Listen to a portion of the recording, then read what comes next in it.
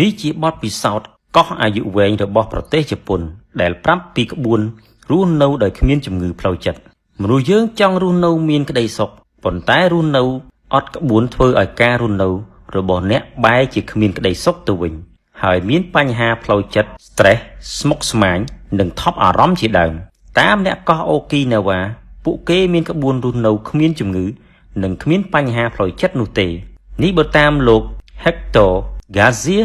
មានក្បួន3ជួយដល់សុខភាពផ្លូវចិត្តទី1ក្រោកពីគេងព្រោះតែមានហេតុផលបើអ្នកមិនចេះរីករាយពេលព្រឹកទេជីវិតរបស់អ្នកក៏ពិបាករកក្តីសុខផងដែរតាមលោក Hector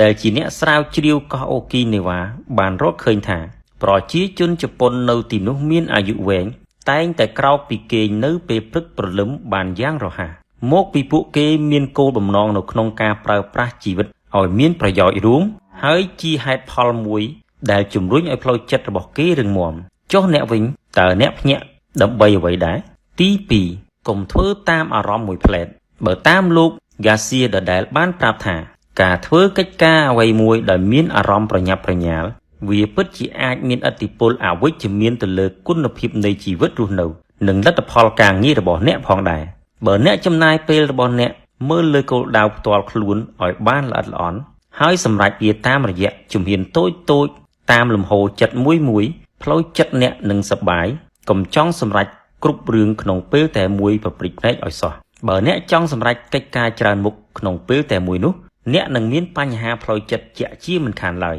តាមការសិក្សានៅសាកលវិទ្យាល័យ Stanford University បានបញ្ជាក់ផងដែរថាឥឡូវនេះនៅក្នុងសម័យកាលរបស់យើងកំពុងតែទទួលរងនូវឥទ្ធិពលខ្លាំងពីជំងឺច្រើនមុខក្នុងពេលតែមួយតាមលក្ខណៈវិទ្យាសាស្ត្រថាបើយើងប្រើខួរក្បាលបដូរវេនគ្នាទៅវិញទៅមកធ្វើកិច្ចការជាច្រើនមុខវាបានធ្វើឲ្យយើងខ្ជះខ្ជាយពេលវេលានិងមានកំហុសកាន់តែច្រើនសូម្បីតែការចងចាំក៏តិចជាងមុនដែរហើយអារម្មណ៍ក៏កាន់តែស្មុគស្មាញខ្លាំងឡើងផងដែរទី3រស់នៅក្នុងថ្ងៃនេះតាមលោក Garcia ដដែលក៏បានលើកឡើងថា